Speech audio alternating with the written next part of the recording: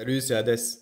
Pendant que Washington ferme ses portes parce qu'ils ne savent pas gérer un budget, moi je vous parle d'or et d'argent, qui eux bizarrement restent toujours ouverts.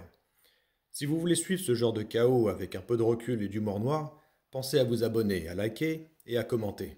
Allez, c'est parti. Nous sommes le 1er octobre 2025. Le shutdown vient de commencer.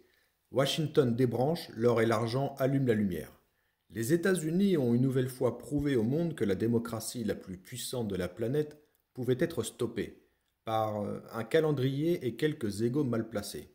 Le gouvernement fédéral est fermé, les fonctionnaires priés d'aller jardiner et le Congrès continue de jouer au Monopoly avec la monnaie des autres. Et le combat continue, démocrate versus républicain, la cour de récréation la plus chère du monde.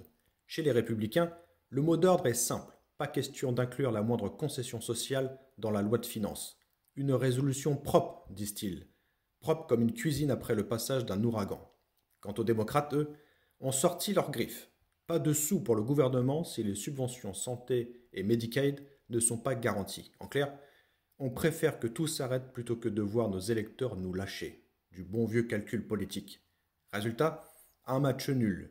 Le pays est paralysé, mais chacun revendique la victoire. Le maître de cérémonie, Donald Trump, fidèle à lui-même, n'a pas raté l'occasion de distribuer les blâmes. Selon lui, c'est la faute des démocrates qui veulent voir souffrir les Américains pour des raisons politiques.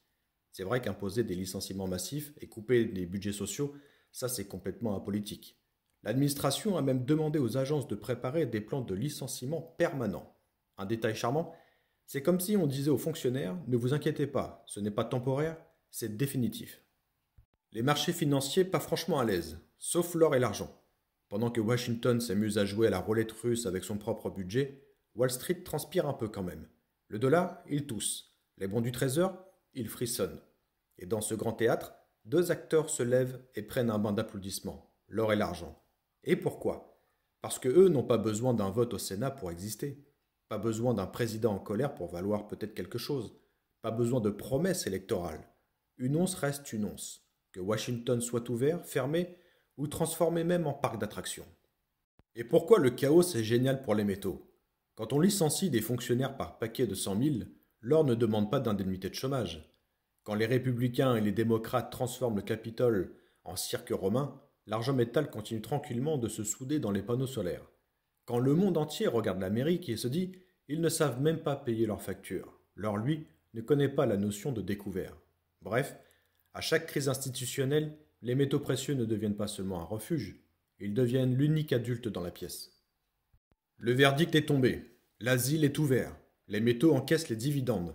Ce shutdown est un désastre social, une honte politique et une humiliation internationale.